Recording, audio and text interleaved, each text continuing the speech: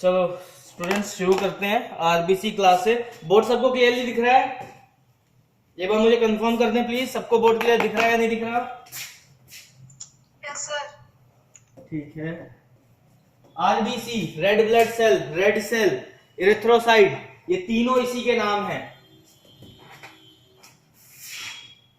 Are मतलब red, B मतलब blood और सी मतलब सेल। ठीक है, ये सब तीनों इसी के नाम है, चाहे इरिथ्रोसाइट बोलो, चाहे आरबीसी बोलो, चाहे रेड ब्लड सेल बोलो, चाहे रेड सेल्स बोलो। ठीक है, तो ये सारे या रेड इरिथ्रोसाइट्स बोल दो, सब इसी के नाम है आरबीसी के। आरबीसी होता क्या है, कहां प्रेजेंट है? तो आरबीसी कहां प्रेजेंट होगा? आपके ब्लड में प्रेजेंट होगा।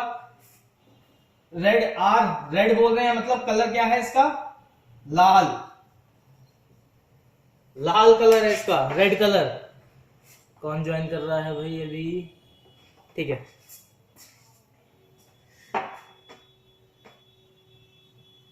कोई ज्वाइन नहीं कर पा रहा है तो दोबारा लिंक भेज सकता है। कंटेंट की बात कर लें, इसमें हमने क्या क्या पढ़ना है। तो इंट्रोडक्शन इसकी हमने पढ़ ली है, हिस्ट्री देख ली है, जनरल फैक्टर्स देख लिए हैं, इरिथ्रोपोइसिस क्या होता है वो देखना है। सबसे पहले आते हैं इंट्रोडक्शन में। तो इंट्रोडक्शन क्या है? रेड ब्लड सेल क्या है? एक तरीके का सेल है जिसे हम रेड ब्लड कार्पोसल्स भी बोलते हैं। ठीक है, हिमोटाइट्स भी बोलते हैं, इरिथ्रोसाइट सेल्स भी बोलते हैं। ठीक है, रेड सेल्स भी बोलते हैं। ग्रीक में इरिथ्रो मतलब होता है लाल और काइट्स मतलब होता है क्या? वेसल्स। यानी जो ये रेड सेल्स वेसल्स में आपका जा रहा है, चल रहा है, उसको हम रेड ब्लड सेल बोलेंगे। किस किस चीज का बना हुआ है रेड ब्लड सेल? सबसे पहला आता है एचबी, हीमोग्लोबिन, जिसके अंदर क्या है? आयरन, फॉलिक एसिड और ऑक्सीजन। ये तीन मेजर कंपोनेंट होते हैं आपके रेड सेल्स के। ठीक है, इसके अलावा और क्या क्या होगा? भाई बीच में कौन है? ये बार बार कोशिश कर रहा है लेकिन ज्वाइन नहीं कर पा रहा है।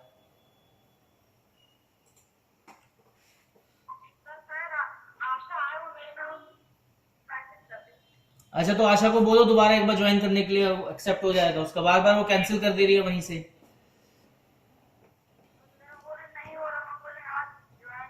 करो, भेजो भेजो दोबारा से उसको, बोलो बोलो रिक्वेस्ट भेजेगी, अभी ज्वाइन हो जाएगा उसका।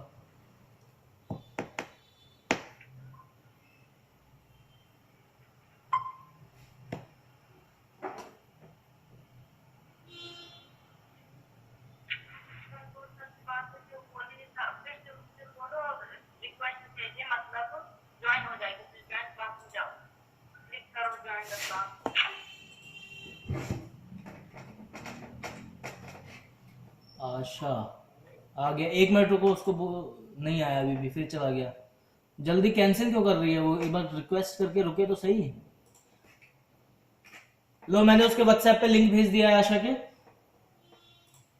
वहां लिंक पे क्लिक करते ही वो ज्वाइन पे आ जाएगी। ठीक है, साथ में बैठी है अलग है? अच्छा अच्छा, चलो कोई नहीं, आ जाएगी वो अपने आप ही अभी। फिर अब बात कर लेते हैं भाई, आरबीसी के अंदर न्यूक्लियस होता है। देखो दो तीन चीजें जो पुरानी हम रिवाइज कर रहे हैं, बस मेजर मेजर पार्ट लेके चल रहा हूं। तो आरबीसी क्या हो गया? रेड ब्लड सेल हो गया, जिसे इरिथ्रोसाइट्स भी बोलते हैं हम लोग। ठीक है, रेड ब्लड कार्पोसेल्स भी बोलेंगे इसको। अब बात कर लेते हैं, क्या आरबीसी के अंदर न्यूक्लियस होता है? The answer is no. RBC के अंदर आपका न्यूक्लियस नहीं होता है, लेकिन जब ये इमैच्योर फॉर्म में होता है, दो फॉर्म होती है इसकी, मैच्योर एंड इमैच्योर। तो जब ये मैच्योर फॉर्म में होगा, नहीं हो रहा है,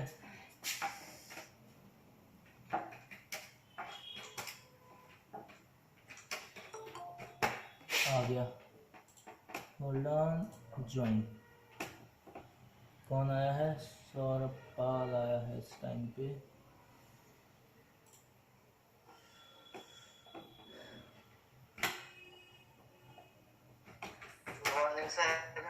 गुड मॉर्निंग, गुड मॉर्निंग। हाँ जी सौरभ पाल जी, आरबीसी क्या होते हैं? रेड ब्लड सेल में न्यूक्लियस होता है कि नहीं होता?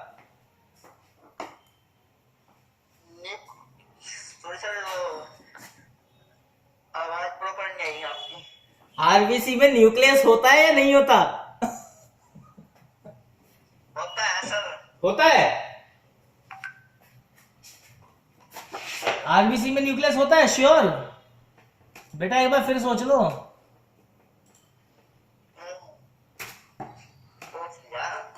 नहीं होता आरबीसी में न्यूक्लियस। तो मतलब न्यूक्लियस होता है क्या? अब सुनो, अब ध्यान से सुनो, क्यों नहीं होता है और क्यों होता है। दो पार्ट में आरबीसी डिवाइड होते हैं अगर न्यूक्लियस की बात करें, ठीक है। अगर हम न्यूक्लियस की बात करें आरबीसी में तो दो पार्ट में डिवाइड होते हैं, एक होते हैं इमेच्योर सेल और एक होते हैं मैच्योर सेल्स, ठीक है। जो इमेच्योर सेल्स है, इमेच्योर सेल्स का मतलब जो है यानी जो अभी प्रॉपरली डेवलप नहीं हुए हैं, जो डेवलपिंग फेज में है, जो आरबीसी है अभी बनना शुरू हुआ है, ठीक है। बोन मैरो जब आप पढ़ोगे, बोन मैरो के अंदर आपका पार्ट आएगा कि भाई सेल्स कैसे बनते हैं, टी सेल्स, बी सेल्स, ठीक है, CD8, CD4, ये सेल्स की स्टेज होते हैं बहुत सारी, स्टेम सेल, सब कुछ स्टेम सेल से बनता है। तो स्टेम सेल से कन्वर्ट होते होते होते जब आरबीसी बन रहा है, जब डब्ल्यूबीसी बन रहा है, जब प्लेटलेट बन रहा है, तो इसमें क्या है, आरबीसी, डब्ल्यूबीसी, प्लेटलेट, आरबीसी में क्या होता है, दो फेज में बनते हैं, एक होते हैं इमेच्योर सेल और एक होते हैं मैच्योर सेल। तो इमेच्योर की बात करें अगर हम, जो मैच्योर मतलब पूरे अच्छी से डेवलप नहीं हुए हैं, काम करने के मुताबिक नहीं बने, इमेच्योर सेल क्या होंगे, जो प्रॉपरली काम नहीं कर पाएंगे, ठीक है। सौरभ माइक म्यूट कर लो बच्चा प्लीज।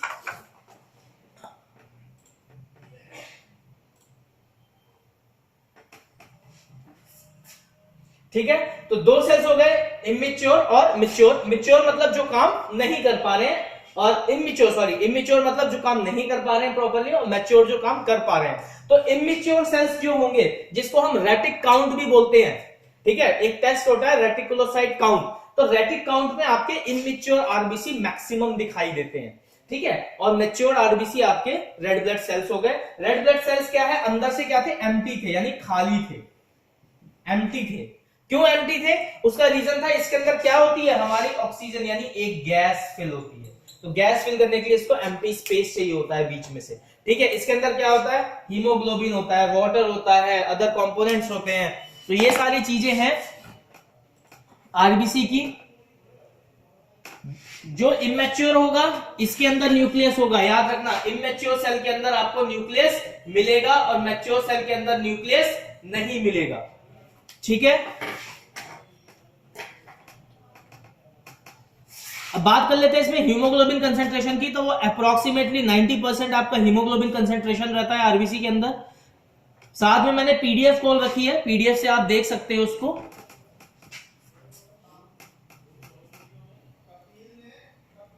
फिर आ जाते हैं इसकी डायमेंशंस के बारे में। तो डायमेंशंस मैंने दो तरीके से आपको बताया था, शेप साइज का जो बता रखा था, शॉर्ट में रिवाइज करा रहा हूं, नया टॉपिक इसके बाद शुरू होगा, जो लास्ट मैंने पढ़ाया था उसी का रिवीजन करा रहा हूं दोबारा से। एक तो इस तरीके से डंबल शेप में दिखाई देता है,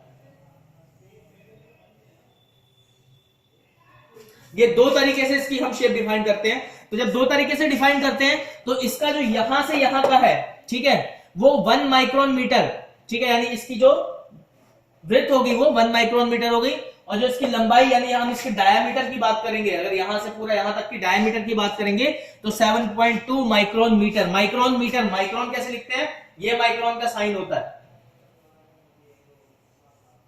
ठीक, ये माइक्रोन का आपका साइन है, माइक्रोन मीटर लिखते हैं, यूनिट जो है इसकी माइक्रोन मीटर होती है। साइज जो हो गया आपका वो 7.2, डायमीटर हो गया, डायमीटर मतलब कंप्लीट एक कोने से दूसरे बॉर्डर लाइन तक, जो इसका सर्कमफेरेंस है उसके एक साइड से दूसरे साइड तक, ये हो गया 7.2 माइक्रोन मीटर। और इसकी जो ब्रेथ हो गई, जो थिकनेस है, जिसको बेसिकली थिकनेस भी बोल सकते हो, ये हो गया आपका 2.2 माइक्रोन मीटर। देखो 2 से 2.2 तक वेरी कर सकता है according to the shape size of the cell. Volume की बात कर ले तो 87 माइक्रोन मीटर क्यूब, इसके अंदर जो कैपेसिटी होती है वॉल्यूम की वो होती है 87 माइक्रोन मीटर क्यूब की। आगे बढ़ते हैं।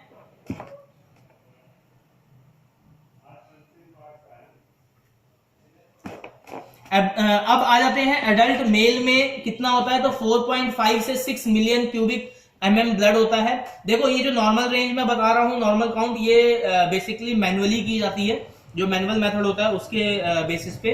मैं कोई रिएजेंट या कोई ऑटोमेटिक एनालाइजर के बेसिस पे नहीं बता रहा हूँ। तो हो सकता है किसी को एक आधा वेरिएशन मिलेगा पॉइंट में, तो वो अपना आप लिटरेचर पढ़ के, जहां पे आप काम कर रहे हैं वहां की लिटरेचर पढ़ के ऑब्जर्व कर सकते हैं, क्रॉस चेक कर सकते हैं।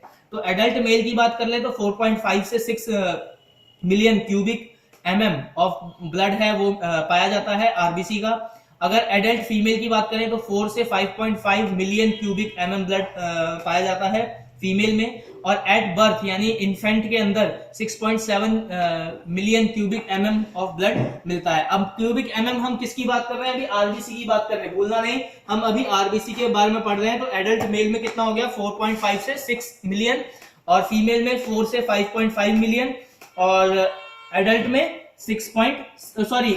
इन्फेंट में 6.7 मिलियन। बात कर लेते हैं इसकी कॉम्पोजिशन की। तो कॉम्पोजिशन में सबसे पहले इसका कॉम्पोजिशन में आता है वाटर जो कि है आपका 62.5%।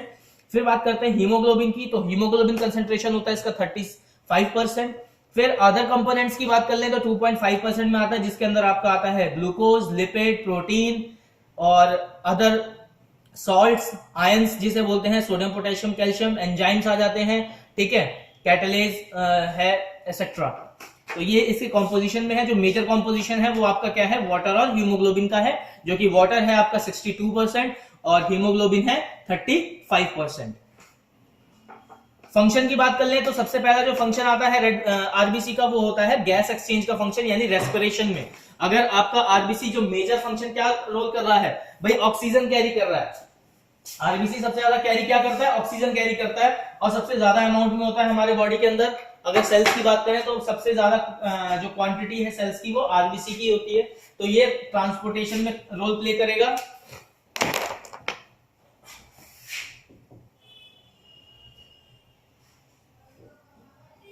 तो ट्रांसपोर्टेशन में क्या रोल प्ले करेगा, सबसे पहला रोल प्ले करेगा रेस्पिरेशन का, यानी रेस्पिरेशन, एक्सचेंज ऑफ गैसेस जिसे हम बोलते हैं, जो लंग्स के हेल्प से, जो ऑर्गन है वो इसमें लंग्स हो गया, जो पार्ट है वो एयर सैक एल्यूलाई जिसे हम बोलते हैं, ठीक है, वहां पे गैसेस का एक्सचेंज होता है, ऑक्सीजन हमारी बॉडी में आती है और कार्बन डाइऑक्साइड हमारे बॉडी से बाहर निकाली जाती है।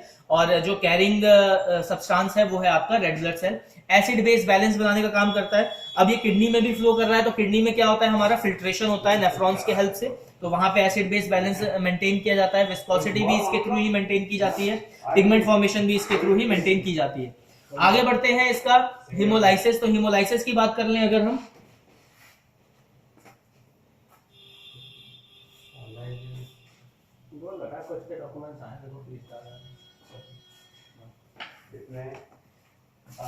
अब हीमोलाइसिस की अगर बात कर ले तो ब्रेकडाउन ऑफ आरबीसी। आपने देखा होगा कि भाई हमारा जो सेल है क्लॉट हो जाता है,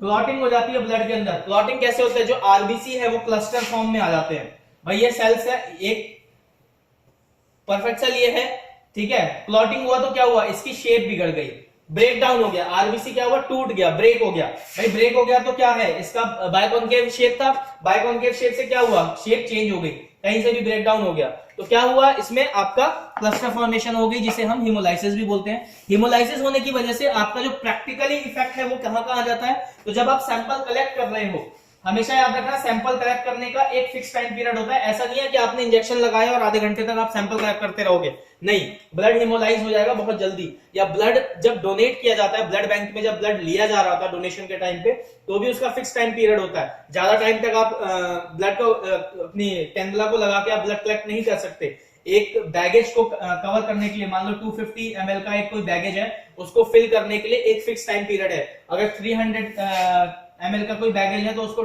फिल करने के लिए फिक्स टाइम पीरियड है। ऐसे ही ब्लड कलेक्शन करते वक्त भी फिक्स टाइम पीरियड होता है, और कुछ चीजों का ध्यान रखना होता है कि हमारा हीमोलाइजेशन ना हो। हम कैसे पता लगाएंगे हीमोलाइजेशन का, तो जो हमारा सीरम है या जो हमारा प्लाज्मा है, ठीक है, आप जब सेंट्रीफ्यूज करोगे आपको आइदर सीरम चाहिए या प्लाज्मा चाहिए ब्लड में से, तो क्या करते हैं हम लोग, सेंट्रीफ्यूज करते हैं। सेंट्रीफ्यूज करते हैं तो हमें दो प्रोडक्ट बाहर निकलता है। कौन सा दो प्रोडक्ट निकलेगा? ये भाई हमारी टेस्ट ट्यूब हो गई, ठीक है।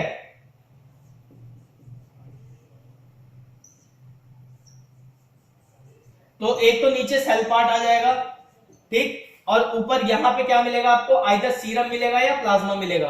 अगर एंटीकोगुलेंट मिक्स वाइल है, मतलब इसके अंदर एंटीकोगुलेंट प्रेजेंट है वाइल के अंदर, तो प्लाज्मा मिलेगा। अगर एंटीकोगुलेंट नहीं है, क्लॉट एक्टिवेटर है या एसएसटी है, सीरम सेपरेटिंग ट्यूब है, तो हमें सीरम मिलेगा।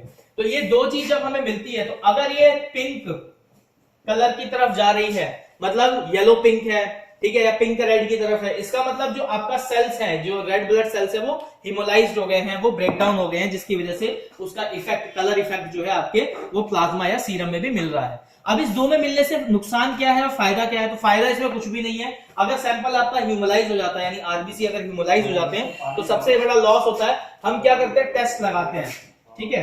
टेस्ट लगाने का हमारा दो ही फंडा होता है, ठीक है। प्रिंसिपल क्या है? Beer's Lambert's law, BLL, Beer's Lambert's law.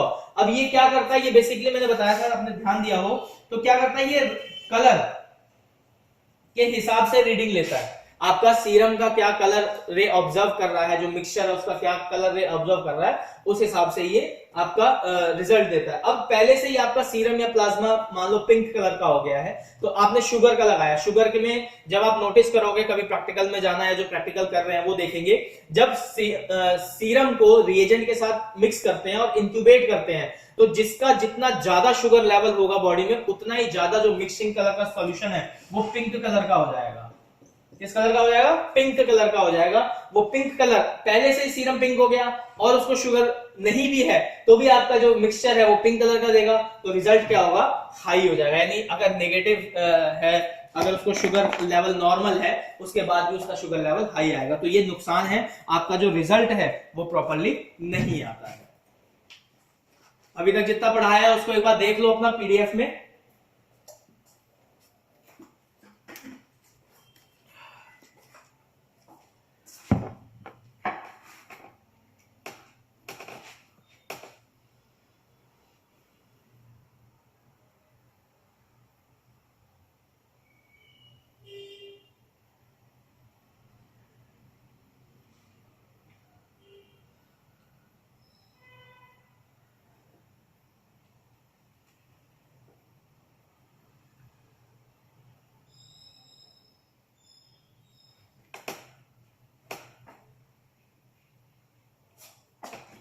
अब रेड ब्लड सेल में काउंटिंग कब कब इंक्रीज हो जाती है, क्या क्या फैक्टर है? तो फैक्टर्स बता देता हूं मैं। एज है, ठीक है, अलग अलग एज पे अलग अलग आरबीसी काउंट हमको मिलेगा देखने को। जरूरी नहीं है जो 12 साल का लड़का है और जो 24 साल का लड़का है उन दोनों का काउंट सेम ही हो, अलग हो सकता है। एज भी एक फैक्टर है, जेंडर भी एक फैक्टर है, क्योंकि फीमेल और मेल में दोनों में अलग अलग रहता है। हाई एल्टीट्यूड, अब हाई एल्टीट्यूड क्या फैक्टर है? हाई एल्टीट्यूड का मतलब क्या है भाई? आरबीसी काउंट हाई एल्टीट्यूड वालों में ज्यादा क्यों मिलता है? कोई बता सकता है?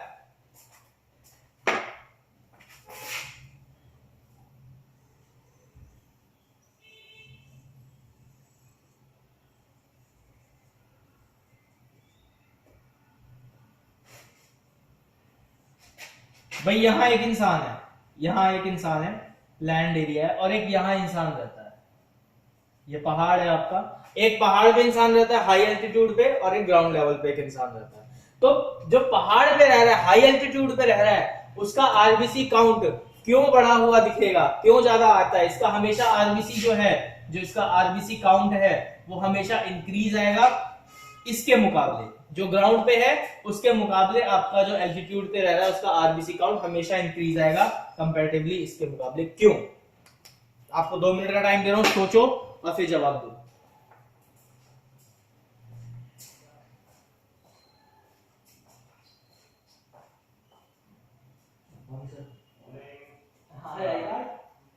ID card? अरे वाह कुछ ऐसा भी आ गया क्या मार्केट में?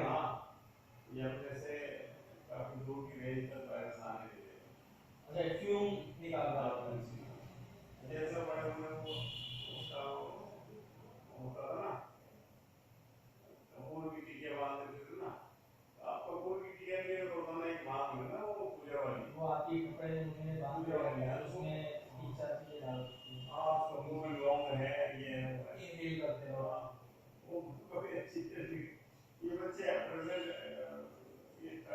ये अभी तो मार्किंग भी लेनी है सर, तो मार्किंग लेके आराम से कि ये वो पता लग जाता है कौन कौन से क्लिक करके तो आप लेट हो जाते हैं, लेट हो जाते हैं, टाइम पे नहीं दे पाते हैं रिकॉर्डिंग। हाँ ऑनलाइन तो सब जाते हैं, ये अटेंडेंस लगाना भूल जाते हैं सर, वो रिकॉर्डिंग करी नहीं जाते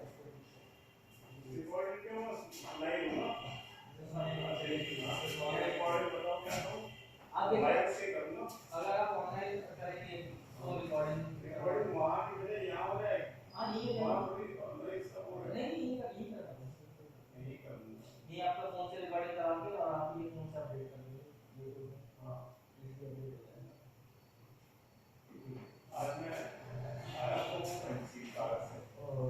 लेकिन वो अंदर में चलना पड़ता ना वो बहुत एक डेढ़ किलोमीटर है, वॉकिंग कोई हो जाती है दिन भर कोई नहीं, रेस्ट करिए, तो क्लास चल रही है, सेकंड ईयर वाली क्लास चल रही है।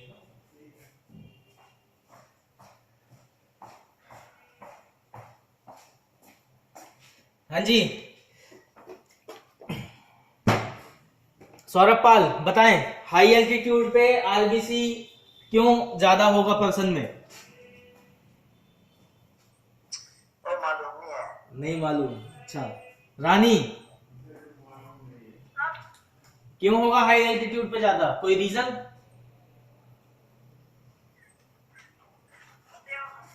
No no. विनीत?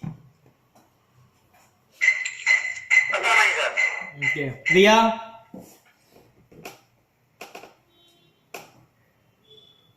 हाँ जी प्रिया जी बताएं। नहीं पता, सोचा भी नहीं है लगता है। निधि? नहीं पता, पता है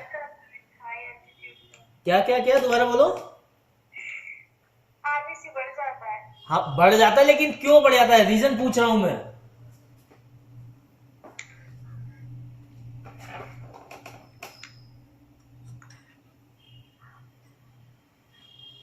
हाँ जी अंजलि जी?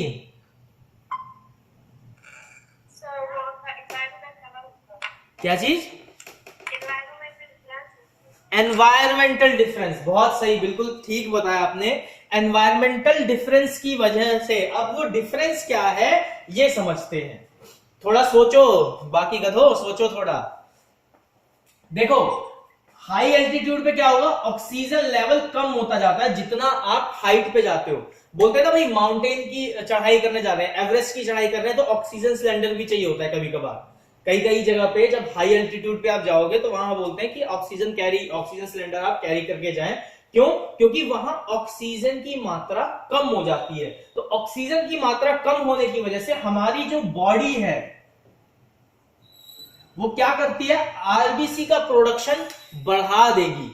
भाई जो लैंड स्थल जमीन पे रह रहा है, सपोज उसका एक सेल 4 ऑक्सीजन के पार्टिकल को कैरी करके चल रहा है, ठीक है, तो वही अब 4 मिलेगा तब तो 4 कैरी करेगा ना, और मिल ही 2 रहा है, तो क्या करेगा? अब ऐसा तो है नहीं कि आरबीसी रुक रुक के चलेगा। आरबीसी कहेगा नहीं नहीं जी अभी मैं नहीं जा रहा, अभी मेरे पैसेंजर पूरे नहीं हुए। ऐसा तो है नहीं, सिटी बस की तरह नहीं है ना कि पैसेंजर पूरे नहीं हुए तो बस आगे नहीं बढ़ेगी। ये क्या है, ये तो अपने टाइम से फ्लो कर रहा है पूरी बॉडी में, चाहे इसके पास उतने अमाउंट ऑफ ऑक्सीजन आए या ना आए, ये एक बार लंग से पास करेगा ही करेगा। क्यों करेगा? क्योंकि जो आपका हार्ट है वो इसको रुकने नहीं देता। अगर वो रुक जाएगा तो हार्ट को प्रॉब्लम हो जाएगी, और हार्ट को प्रॉब्लम हो गई तो आपको जिंदगी से प्रॉब्लम हो जाएगी। तो क्या है, इसका फ्लो आरबीसी का नहीं रुकता है हमारी बॉडी में, तो जिसकी वजह से ऑक्सीजन एनवायरनमेंट से जब इनहेल किया, हाई एल्टीट्यूड पे जब आपने एयर इनहेल करी, उसमें ऑक्सीजन की मात्रा मान लो 2% है, सपोज 2% है, तो जो अमाउंट आपको चाहिए, मान लो 4% आपकी बॉडी को ऑक्सीजन चाहिए एक बार की इनहेलिंग में, तो 2% आया यानी 50% आया, तो क्या करेगा, आरबीसी की प्रोडक्शन बढ़ा देगा। आरबीसी की प्रोडक्शन बढ़ा दिया तो अब यहां पे मान लो 1 मिलियन थे, अभी 2 मिलियन हो गए, तो क्या हुआ, रिक्वायरमेंट पूरी हो गई ना, लेकिन आरबीसी का जो काउंट है वो बढ़ गया। तो इसी वजह से आरबीसी यानी red blood cell high altitude का क्यों लोग का ज्यादा होता है, क्योंकि वहां पे ऑक्सीजन कैरी करने के लिए जो कैपेसिटी है सेल की वो तो बरकरार होती है, लेकिन वहां पे अमाउंट ऑफ ऑक्सीजन उतना नहीं होता है कंपैरेटिवली आपके जो ग्राउंड लेवल पे लोग रहते हैं उनसे। ठीक है, तो हाई एल्टीट्यूड का ये हो गया। अब आ जाते हैं एक्सरसाइज टेम्परेचर। टेम्परेचर में बात कर लें तो भाई अगर आपका बॉडी का टेम्परेचर हाई होगा तो उसको अदर फंक्शन की भी जरूरत होगी, एनर्जी की ज्यादा जरूरत पड़ेगी टेम्परेचर मेंटेन करने के लिए। आपकी बॉडी का टेम्परेचर बहुत ज्यादा हाई है, ठीक है, सेल के अंदर क्या है, वाटर है। वाटर कितना था, 60, कितना था वाटर विनीत? वाटर की कंसेंट्रेशन हमारी बॉडी में कितनी थी आरबीसी के अंदर?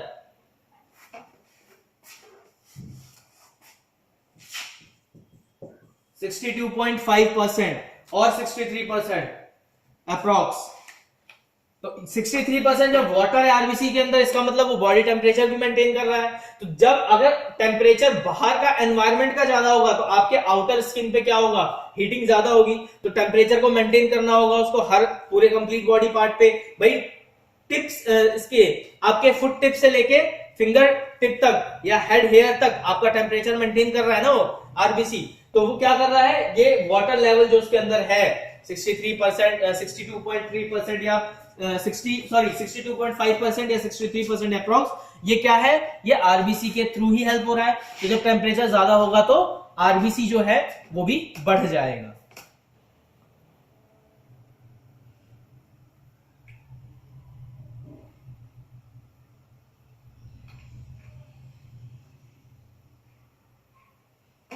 अब बात कर लेते हैं कि भाई आरबीसी बढ़ जाएगा तो क्या बोलेंगे। तो आरबीसी जब बढ़ जाएगा तो इंक्रीज ऑफ आरबीसी को क्या बोलते हैं, पॉलीसाइथीमिया। ठीक है, क्या बोलेंगे, पॉलीसाइथीमिया। जब आरबीसी, हाँ रानी क्या बोल रहे हो बेटा? रानी आप कुछ बोल रहे हो?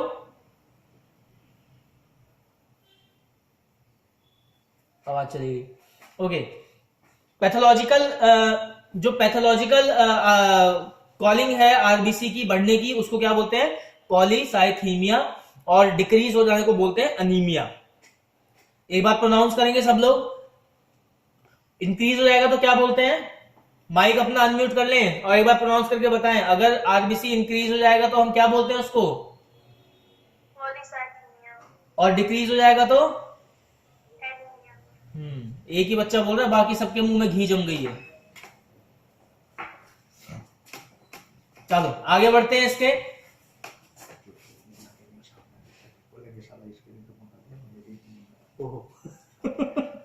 शुक्रिया। तो क्या सामने से? अच्छा अच्छा अच्छा, ठीक है।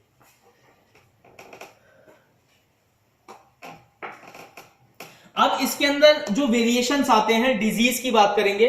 अभी तक तो आपका जो स्पेसिफिकेशन था भाई, हाई एल्टीट्यूड पे कैसा है, नॉर्मल रेंज कैसी है, क्या क्या कैरी करता है, शेप साइज क्या है, ये सब तो पढ़ लिया। स्टेनिंग कैसे की जाती है, लिसमन स्टेन के थ्रू इसको देखा जाता है, या आरबीसी डायलेटिंग फ्लूइड के हेल्प से, आरबीसी पिपेट वगैरह जो है उसके हेल्प से इसको काउंट किया जाता है। किसमें काउंट करते हैं, न्यूमर चैम्बर में काउंट करते हैं। माइक्रोस्कोप यूज करते हैं, कौन सा माइक्रोस्कोप यूज करते हैं, कंपाउंड माइक्रोस्कोप यूज करते हैं, चाहे वो मोनोकुलर हो या बाइनोकुलर हो। ठीक है, और फोकस लेंथ कितना होता है, अगर आप न्यूमर चैम्बर में कर रहे हो तो 45x पे आप उसको देख सकते हो, और अगर लिसमन स्टेन से आप देख रहे हो तो भी उसको 40 से 45x पे आराम से आरबीसी सेल्स को आप देख सकते हो। उसकी मॉर्फोलॉजी, स्पेसिफिक मॉर्फोलॉजी अगर पढ़नी हो, ठीक है, तो उसे 100x यानी ऑयल इमर्शन पे भी आप देख सकते हो। अब मॉर्फोलॉजी में भाई क्या क्या चेंज हो सकता है आरबीसी के अंदर, अगर हम देखें तो भाई क्या क्या, कौन कौन सी कंडीशन में क्या क्या चेंज आएगा। जनरल वे जो है आरबीसी बढ़ने घटने के, वो भी हम डिस्कस कर लेते हैं, बहुत छोटा सा ही है। तो भाई अगर किसी का एक्सीडेंट हुआ और हैवी ब्लड लॉस हो गया, अगर किसी का एक्सीडेंट हुआ और हैवी ब्लड लॉस हो गया तो भी उसका आरबीसी काउंट कुछ टाइम के लिए बढ़ जाएगा। ठीक है, कब, रिकवरी के टाइम पे। और जब एक्सीडेंट हुआ होगा, जैसे आज एक्सीडेंट हुआ और आज ही हैवी ब्लड लॉस हो गया, तो आरबीसी काउंट घट गया होगा उस टाइम। इमीडिएटली जब आपका हॉस्पिटल में इमरजेंसी में कोई एक्सीडेंट केस आता है और आप उसका सैंपल लगाओगे तो उस टाइम की जरूर ये दो फ्लक्चुएशन नजर आ सकती है, आइदर बढ़ा हुआ या आइदर डिक्रीज, कम हुआ होगा। ठीक है, और कुछ टाइम तक यही चलता है जब तक वो रिकवर नहीं होता है। ठीक है, रेंज हमेशा फ्लक्चुएट होती रहती है। ठीक है, इसमें रेटिक काउंट कभी बढ़ जाएगा, कभी नॉर्मल न्यूक्लिएटेड आरबीसी का काउंट भी बढ़ सकता है। ठीक, अब बात कर लेते हैं इसमें जो कौन आ रहा है ऑनलाइन भाई इस टाइम।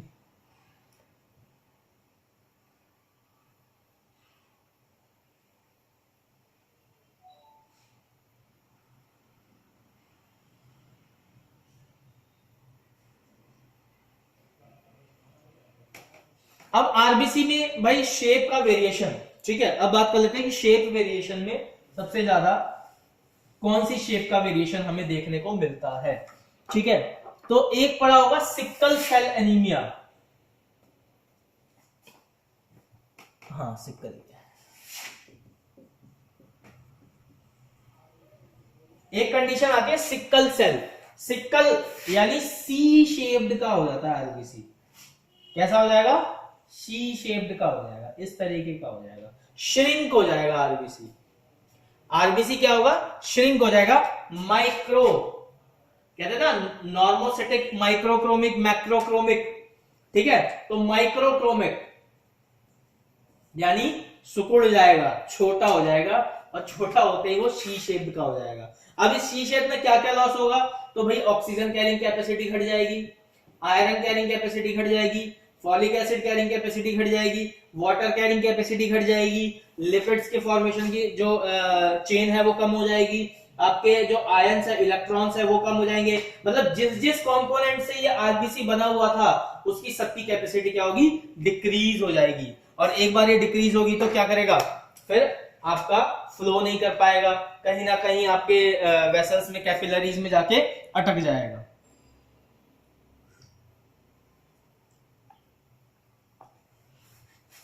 कैसे अटकेगा सिकल सेल एनीमिया से?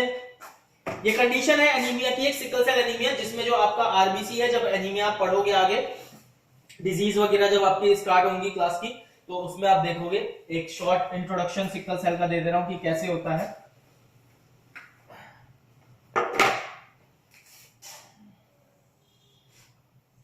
ये एक वेन है, ठीक है, आगे ये इधर डिवाइड हो रही है, और ये आगे सीधा जा रही है, फिर इधर से यहां डिवाइड हो रही है, और ये आगे से भाई रूट्स की तरह चलती है ना, पेड़ के तने की तरह।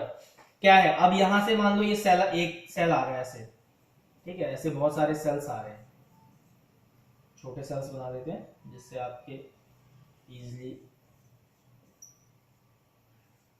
बोर्ड पे बना हुआ क्लियर हो रहा है ना सबको? कोई दिक्कत आए तो मुझे रोक देना, बता देना कि इसका क्लियर नहीं हो रहा है। अब ये बहुत सारे आरबीसी सेल्स हैं, क्या है ये? आरबीसीज है। अब आरबीसीज ये फ्लो हो रहे हैं, फिर यहां से इधर जाएगा, फिर यहां से इधर आएगा, फिर यहां से इधर आएगा, और ये ऐसे जाएगा। तो ये इस तरीके से फ्लो हो रहा है भाई, यहां से गया, ऊपर निकल गया, यहां से सीधा आया, फिर यहां से नीचे की तरफ चला गया। अब अगर इसी में ये सर्कुलर है, इसको अगर वैसे समझो, एक दो सेल की डायग्राम की हेल्प से, भाई एक सेल ये सर्कुलर है, ठीक है, और एक ये सी शेप का चल रहा है इसके साथ में, इस तरीके का, ठीक है। अब ये गया, जब ये फ्लो करेगा तो ये तो इजीली आइदर इधर घूम जाएगा या इधर घूम जाएगा, जो पूरा सर्कुलर है, कहीं अटकेगा नहीं भाई, एज पे कहीं अटकेगा नहीं ना, घूम जाएगा आसान से। और इसी की जगह अगर ये सी शेप्ड आ गया तो ये क्या होगा? ये यहां पे अटक सकता है, या यहां पे भी अटक सकता है दूसरा सेल आके। तो क्या हुआ? ये वेन जो है आपकी ब्लॉक हो गई।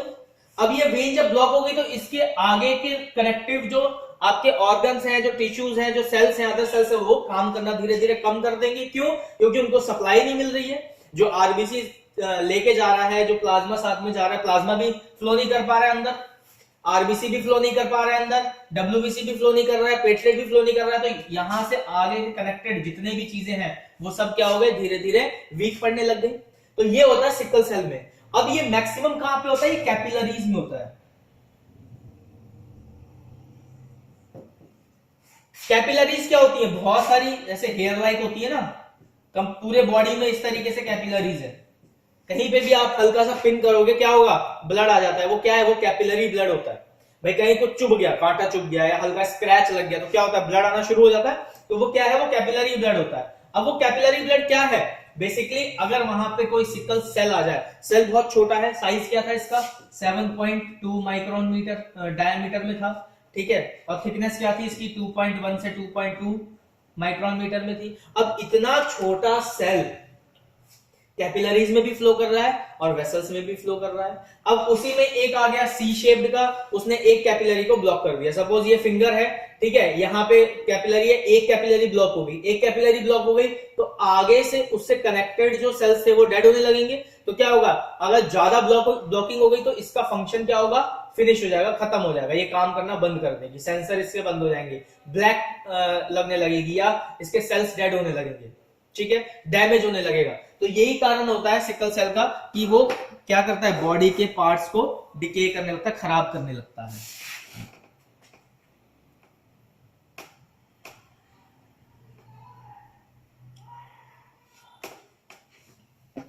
अब बात कर लेते हैं कि भाई हम टर्मिनोलॉजी की, तो जब अगर सेल का साइज छोटा होगा तो हम इसको कहते हैं माइक्रोसिटिक, ठीक है, यानी अब एमसीएच, एमसीवी और एमसीएचसी कैसे हम पता करते हैं, उसका जो तरीका है वो तरीका होता है सेल्स के साइज को देखते हुए, ठीक है।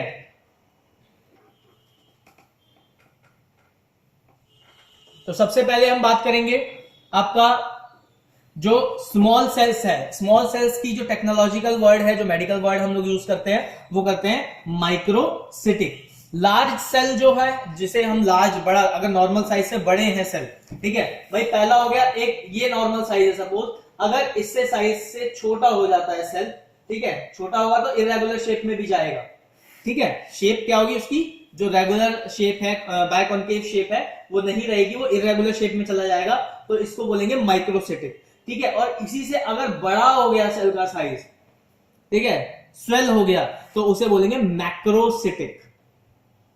एक बार आप लोग खुद भी प्रोनाउंस करके देख लो कि जब सेल का साइज छोटा होगा तो हम बोलेंगे उसको माइक्रोसिटिक, और जब सेल का साइज बड़ा हो गया तो उसको बोलेंगे मैक्रोसिटिक।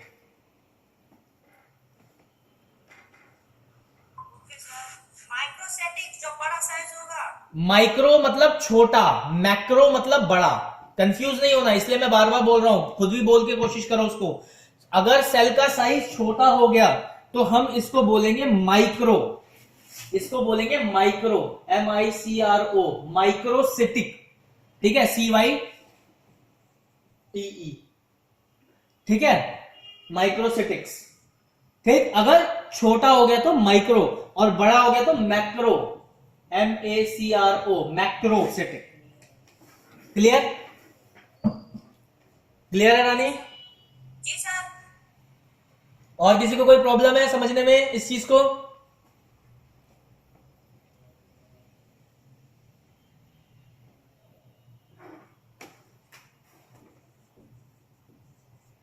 एक होता है एनिसो, मतलब ना ही वो बड़ा है ना ही वो छोटा है, ठीक है भाई, ना ही तो वो बड़ा है सेल, ना ही वो छोटा है, कुछ ऊट पटांग सी शेप का बन गया है, बिल्कुल ही इरेगुलर शेप का बन गया है, ठीक है, तो उस केस में बोलते हैं हम एनोसिटिक्स, ठीक है, ANISO,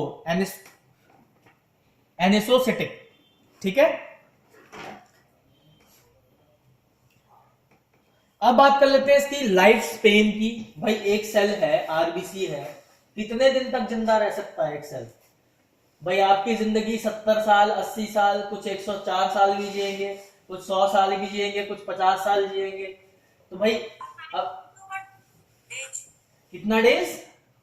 90 to 120 days। 92 से 20, क्या 120 डेज? 120। हाँ ठीक है, 120 आइडियल डेज होते हैं एक आरबीसी के लाइफ स्पेन की, जिसको हम बोलते हैं, ठीक है। तो आरबीसी की जो लाइफ स्पेन है वो 120 डेज है। अब अगर हम इसकी हाफ लाइफ की बात करें तो,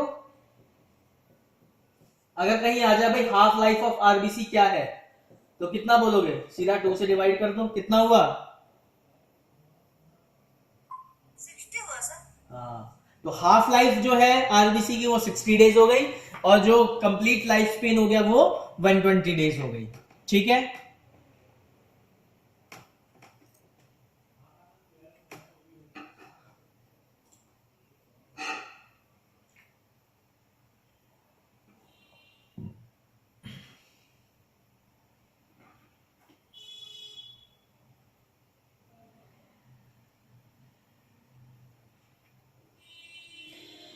अब इरिथ्रोपोइसिस क्या होता है? तो आरबीसी का जो मैच्योरिटी जो सेशन होता है, जो टाइम पीरियड होता है, उसको बोलते हैं erythropoiesis. The process of organ development and maturation of erythrocyte, ठीक है, उसको क्या बोलते हैं हम?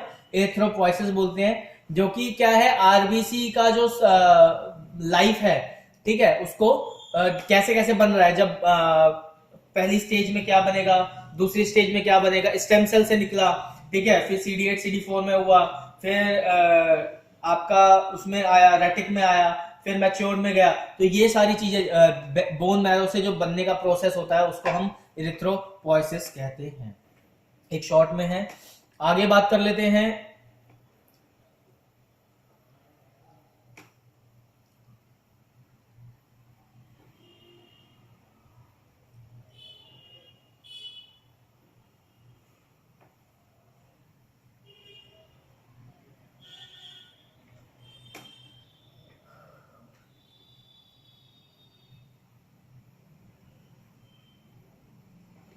अब इरिथ्रोपोइसिस के लिए नेसेसरी फैक्टर्स क्या क्या है? तो इरिथ्रोपोइसिस के लिए नेसेसरी जनरल फैक्टर्स की अगर बात कर लें तो इरिथ्रोपोइटीन पहला है, फिर थायरॉक्सिन दूसरा है, और तीसरा विटामिन है। अगर हम मैच्योरेशन फैक्टर की बात करें तो विटामिन B12 और फॉलिक एसिड, ठीक है, ये इंपॉर्टेंट है इसके इरिथ्रोपोइसिस के लिए। Function factor necessary for erythropoiesis दो पार्ट में डिवाइडेड है। पहला जनरल फैक्टर जिसमें आपका इरिथ्रोपोइटिन हो गया, थायरॉक्सिन हो गया और विटामिन हो गया। विटामिन में भी विटामिन B12, ठीक है, और फॉलिक एसिड। उसके बाद अब आज की क्लास इतना ही फिनिश करते हैं। उम्मीद करता हूं आरबीसी का इतना पार्ट आपको क्लियर हो गया होगा। हीमोग्लोबिन जो है उसमें हम लोग मेथड के साथ साथ हीमोग्लोबिन के बारे में भी पढ़ेंगे, और कोशिश ये रहेगी कि आरबीसी का जो आपका स्लाइड वाला पार्ट है आपने कवर अप कर लिया होगा। नॉर्मल वैसे बता देता हूं मैं हीमोग्लोबिन का। तो हीमोग्लोबिन के बारे में पढ़ा था हमने, आयरन और फॉलिक एसिड मेन उसका कंपोनेंट होता है। आयरन जो है वो आरबीसी को रेड कलर प्रोवाइड कराता है। अगर वॉल्यूम की बात कर लें, मतलब नॉर्मल रेंज की अगर हम हीमोग्लोबिन की बात कर लें, तो एट बर्थ यानी कि बच्चा जब पैदा होता है तो उस टाइम पे 25 ग्राम पर DL उसका हीमोग्लोबिन होगा। फिर जब बच्चा प्यूबर्टी की एज में जाता है, मतलब जब चाइल्ड से एडोलेसेंट एज में जा रहा होता है, तब उसका हीमोग्लोबिन 14 से 16 ग्राम पर DL में होता है। एडल्ट मेल की बात कर लें, एडल्ट मेल मतलब 24-25 से अबव मेल की बात करते हैं हम, तो उसका 15 ग्राम पर DL रेंज रहती है। अगर हम एडल्ट फीमेल की बात करें तो एडल्ट फीमेल में आपका 14.5 ग्राम पर DL रेंज में मिलता है। ये नॉर्मल रेंज की बात कर रहा हूं, एक फिक्स वैल्यू ±5 इसके आगे पीछे चलता रहेगा आपका। हाँ, एक और बात, जब भी मैं नॉर्मल रेंज की बात करूं तो याद रखना मैन्युअली मेथड में नॉर्मल रेंज अलग हो जाती है और ऑटोमेटेड में अलग हो जाती है। ऑटोमेटेड मतलब जब आप एनालाइजर वगैरह का कोई यूज कर रहे हो तो उस केस में आपका जो एनालाइजर का रिएजेंट है उसके लिटरेचर के अकॉर्डिंग जो नॉर्मल रेंज सेट किया जाता है, या जो उसके स्टैंडर्ड के अकॉर्डिंग उसका नॉर्मल रेंज सेट किया जाता है, वही होता है।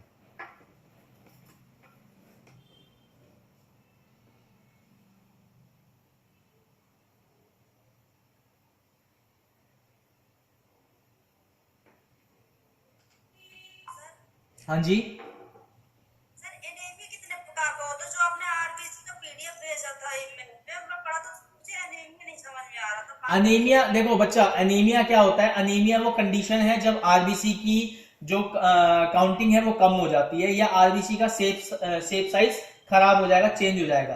तो सबसे पहला होता है मेगैलोब्लास्टिक एनीमिया, दूसरा होता है आयरन डेफिशिएंसी एनीमिया, तीसरा होता है सिकल सेल एनीमिया। ये 3 एनीमिया आप लोगों के कोर्स के हिसाब से बहुत ज्यादा इंपॉर्टेंट है।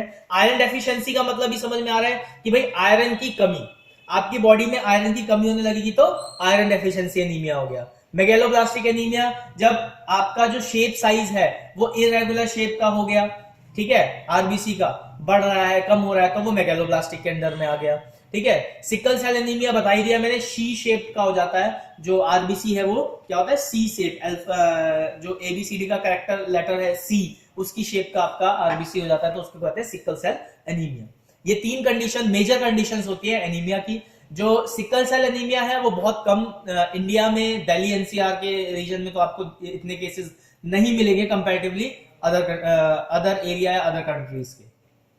ये स्पेसिफिक एनीमिया का जब टॉपिक आपका शुरू होगा तब बता दूंगा कि भाई मेगालोब्लास्टिक में क्या क्या कंडीशंस होती है, क्लिनिकल कंडीशंस क्या होती है, पेशेंट कंडीशंस क्या होती है, ट्रीटमेंट क्या है, वो सारा आप आने वाले टाइम में जब डिजीज पढ़ोगे तो उसमें आपको क्लियर हो जाएगा। अभी ब्रीफ में अगर बात कर ले तो ब्रीफ में जो एनीमिया है वो 3 मेजर में होता है। सबसे पहला होता है आयरन डेफिशिएंसी, दूसरा सिकल और तीसरा मेगालोब्लास्टिक।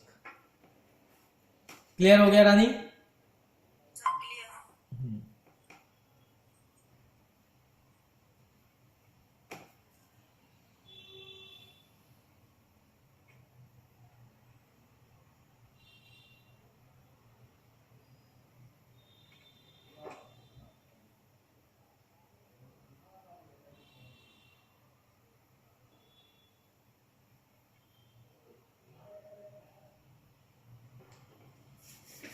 ठीक है, तो आरबीसी का जो पार्ट है वो यहाँ पे डन खत्म हुआ है।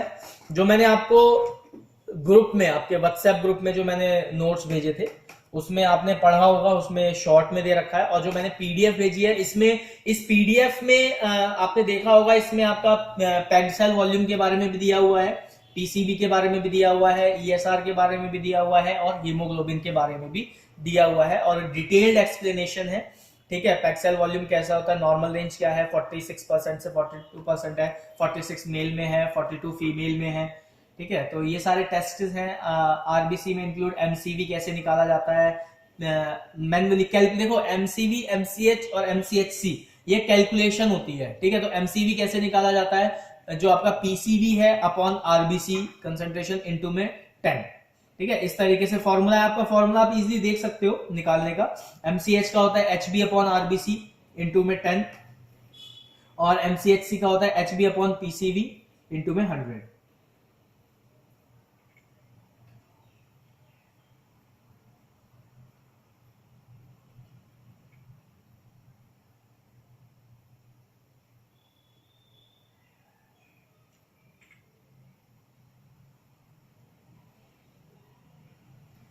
अनीमिया में एक और चीज ध्यान रखने वाली बात है, जब आप अनीमिया कहीं भी किसी को बोलते हुए सुनते हो भाई एनीमिक है, पेशेंट एनीमिक है, एनीमिक मतलब उसे अनीमिया है, तो रेड ब्लड सेल में जो जो कंपोनेंट है उसमें से किसी भी कंपोनेंट की अगर कमी होने लगेगी तो वो एनीमिया की कंडीशन में चला जाएगा।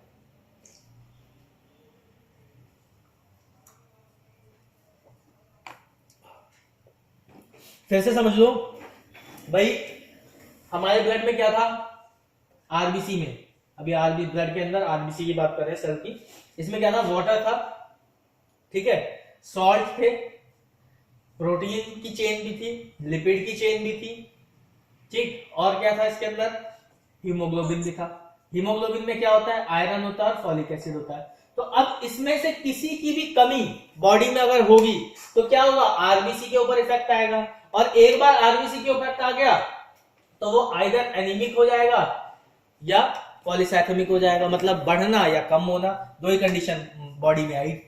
भाई ऑक्सीजन भी सॉरी, इसमें एक ऑक्सीजन भी ऐड कर लो गैसेस में, ऑक्सीजन और CO2 ये भी तो यही कैरी करता है, कार्बन डाइऑक्साइड भी तो लेके जाता है बॉडी से बाहर, दो गैसेस को कैरी करता है। भाई आर्टरीज में आपका ऑक्सीजन रहता है, वेन में आपका कार्बन डाइऑक्साइड रहता है।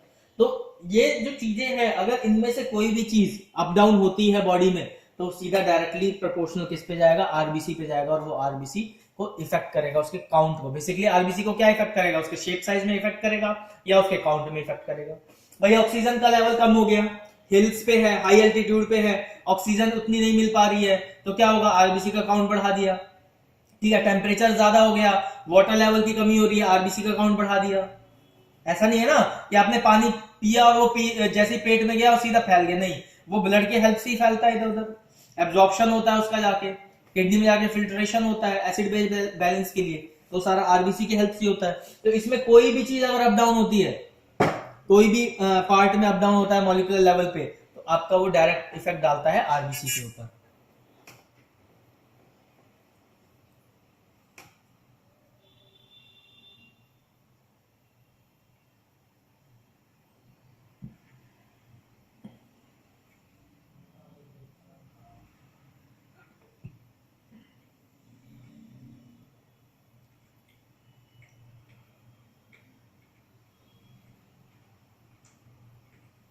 इसमें स्लाइड में आप लोगों ने देखा भी, अगर पढ़ा होगा, अब तक नहीं पढ़ा है तो पढ़ लो। इसमें इमेज के साथ में मैंने डिफाइन किया हुआ है आयरन डेफिशिएंसी एनीमिया कैसे कैसे कॉज होता है, उसमें कैसे जो हाथ है वो कैसे दिखाई देंगे आपके फिजिकली, कैसे आप पता कर सकते हो कि उसको आयरन डेफिशिएंसी एनीमिया है पेशेंट को, ठीक है, या उसकी टंग देख के या आईज को देख के आप कैसे डिफाइन कर सकते हो कि उसको आयरन डेफिशिएंसी एनीमिया है। आयरन डेफिशिएंसी एनीमिया वैसे सिंपली पता करने का तरीका है भाई, आयरन कहाँ है, एचबी के अंदर है, और एचबी क्या है, रेड कलर दे रहा है, ठीक है, और एक बार एचबी कम हो गया इसका मतलब उसको पक्का आयरन या फॉलिक एसिड एनीमिया में से दोनों में से कोई एक होगा। ये तो 110% भाई, किसी बॉडी का अगर एचबी लेवल कम है किसी भी पेशेंट का, तो क्या है, उसको आयरन डेफिशिएंसी एनीमिया जरूर होगा या फॉलिक एसिड एनीमिया होगा, ठीक है।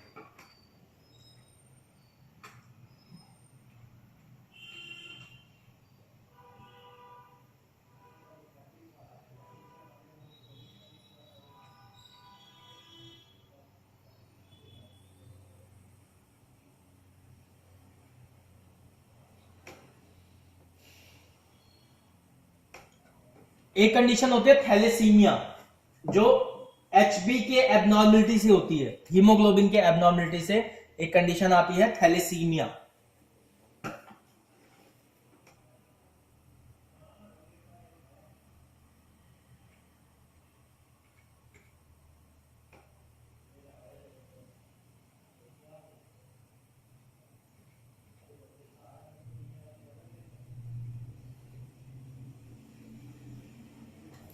जो मेगैलोब्लास्टिक है उसमें आपका विटामिन्स, बिल्कुल शॉर्ट में बता रहा हूं, अगर मेगैलोब्लास्टिक है इसका मतलब आपके बॉडी में जो विटामिन्स है, जो वाइटल्स विटामिन्स है, वो एबनॉर्मल हो रहे हैं, जिसकी वजह से आपको मेगैलोब्लास्टिक एनीमिया है।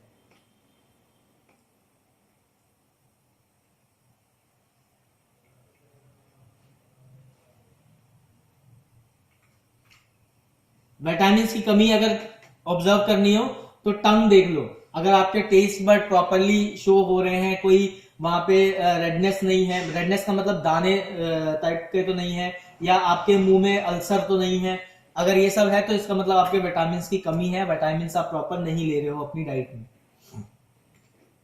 और लॉन्ग टर्म तक रहेगा तो आपको ये मेगैलोब्लास्टिक एनीमिया कॉज करेगा। यही चीज अगर लंबे समय तक कंटिन्यू रहेगी।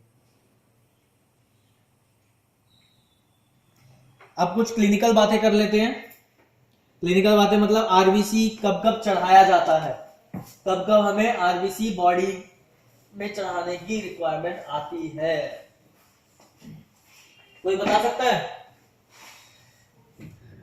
हाँ भाई, सौरभ पाल, लेबोरेटरी में काम किया है आपने, विनीत आप भी लेबोरेटरी में काम करते हैं, क्या बता सकते हैं कि कब आरबीसी चढ़ाने की जरूरत पड़ जाती है?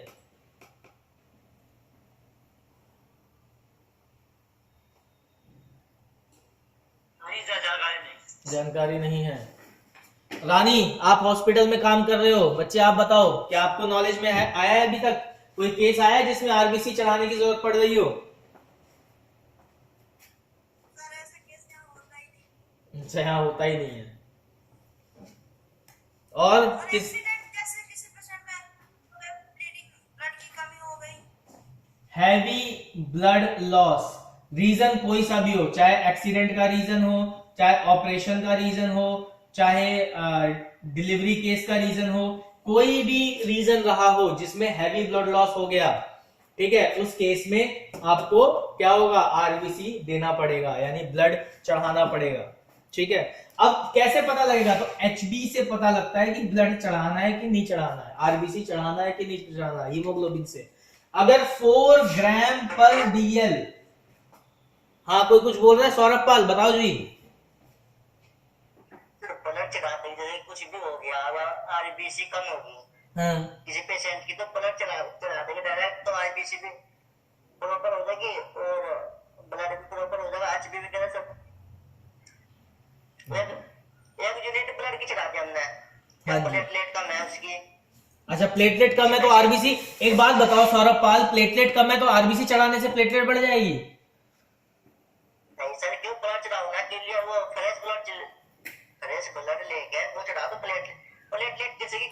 फ्रेश ब्लड का मतलब क्या होता है? एक मिनट सौरभ पाल, ये बताओ फ्रेश ब्लड का मतलब क्या क्या कहना चाह रहे हो आप? फ्रेश ब्लड से मेरे से ब्लड निकाला और आप में चढ़ा दें, ये फ्रेश ब्लड होता है? हाँ जी, क्या मेरे से ब्लड निकाल के, मेरा ए पॉजिटिव ब्लड ग्रुप है, आपका ए पॉजिटिव ब्लड ग्रुप है, मैंने अपने पास से एक यहाँ पे कैनुला लगाया, यहां से ब्लड निकल रहा है और आपके वेन में जा रहा है, तो क्या ये फ्रेश ब्लड होगा?